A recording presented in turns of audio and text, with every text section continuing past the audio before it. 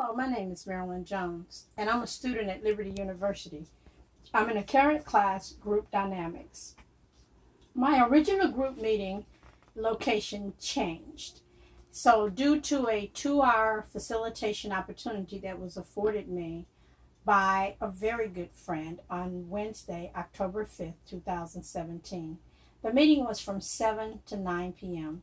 The group was a woman recovery group, and the meeting location was one of the local churches here in Rowlett, Texas. We had 8 women participate in the setting, and it was very spiritual and very serene. And none of the women were related.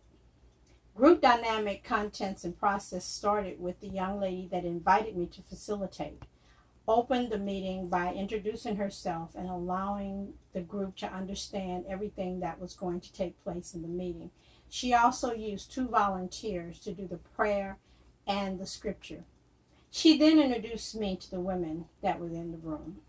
We broke out into sessions, and knowing that we had a time limit, I quickly introduced myself, gave a brief background on myself, and gave them kind of what we were doing within the session as well. I asked each of them to be a welcome and participant, and I wanted everyone to participate and give their ideas as well.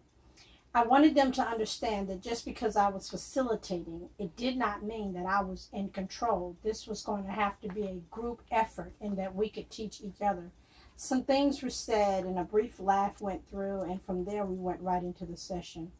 We started with the Serenity Prayer, where everyone joined hands and we repeated after the leader. I chose to engage the rounds technique because our class text said in Jacob that rounds are used to get members to focus and thinking, not just to fulfill time. The literature I provided was a pamphlet received from one of my other Liberty classes entitled the Peacemaker Pamphlet, which I'm holding here in my hand. It says Peacemaker Pamphlet Principles,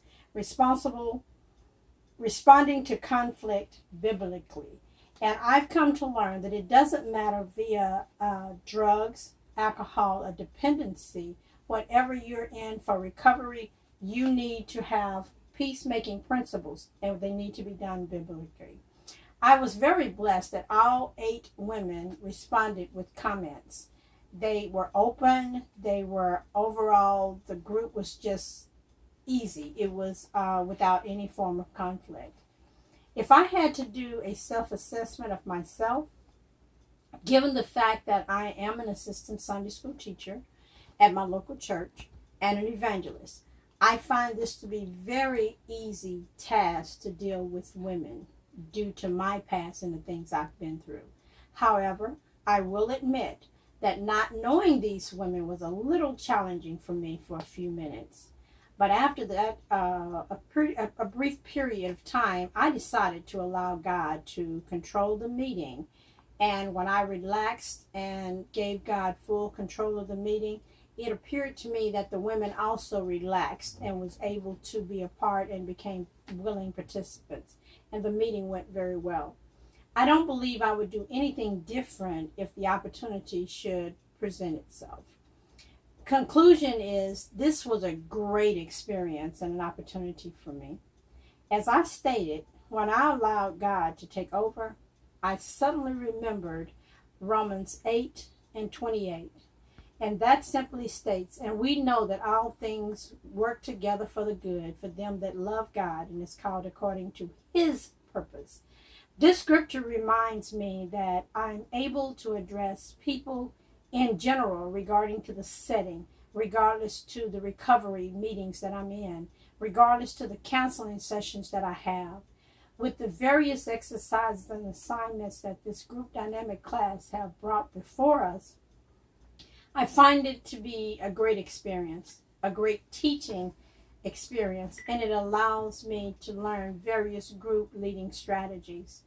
I will continue to seek opportunities to hold group meetings because I believe that the more you do it, the better you become at it.